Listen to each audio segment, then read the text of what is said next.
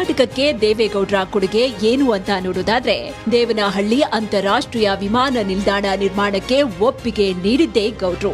IT ವಲಯಕ್ಕೆ 10 ವರ್ಷಗಳ ತೆರಿಗೆ ವಿನಾಯಿತಿ ಕೊಟ್ರು.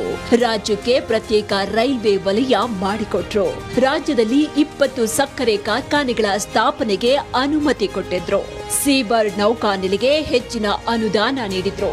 ಬೆಂಗಳೂರು ಮತ್ತು ಮೈಸೂರುಗಳಲ್ಲಿ ನ್ಯಾಷನಲ್ ಗೇಮ್ ವಿಲೇಜ್ ಸ್ಥಾಪಿಸಿ ನ್ಯಾಷನಲ್ ಗೇಮ್ ನಡೆಸಿದ್ದು, ತಮಿಳುನಾಡಿನ ವಿರೋಧದ ನಡುವೆಯೂ ಬೆಂಗಳೂರಿಗೆ 9 ಟಿಎಂಸಿ ಕಾವೇರಿ ನೀರು ಸಿಗುವಂತೆ ಮಾಡಿದ್ದು, ನಷ್ಟದಲ್ಲಿದ್ದ ಭದ್ರಾವತಿ ಉಕ್ಕು ಕಾರ್ಖಾನೆಗೆ ಬೀಗ ಮುದ್ರೆ ತಪ್ಪಿಸೋದಕ್ಕೆ 600 ಕೋಟಿ ಅನುದಾನ ನೀಡಿ ಸ್ಟೀಲ್ ಅಥಾರಿಟಿ ಆಫ್ ಇಂಡಿಯಾದ ಆಡಳಿತಕ್ಕೆ ಒಪ್ಪಿಸಿದ್ರು.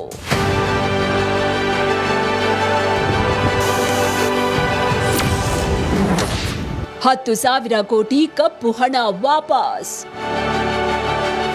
2014ರ ಲೋಕಸಭಾ ಚುನಾವಣೆಯಲ್ಲಿ ನರೇಂದ್ರ ಮೋದಿ ವಿದೇಶಗಳಲ್ಲಿನ ಕಪ್ಪು ಹಣವನ್ನ ದೇಶಕ್ಕೆ ತಂದ್ರೆ ಏನೆಲ್ಲ ಆಗುತ್ತೆ ಅಂತ ಹೇಳಿದ್ರು. ಆದ್ರೆ ಮಾತನಾಡದೆ ಕಾಳ ಧನಿಕರಿಗೆ ಸಿಂಹ ಸ್ವಪ್ನದಂತೆ ಕಾಡಿದ್ದು ನಮ್ಮ ರಾಜ್ಯದ HD ದೇವೇಗೌಡರು ಅನ್ನೋದು ಬಹಳಷ್ಟು ಜನರಿಗೆ ಗೊತ್ತಿರ್ಲಿಕ್ಕಿಲ್ಲ.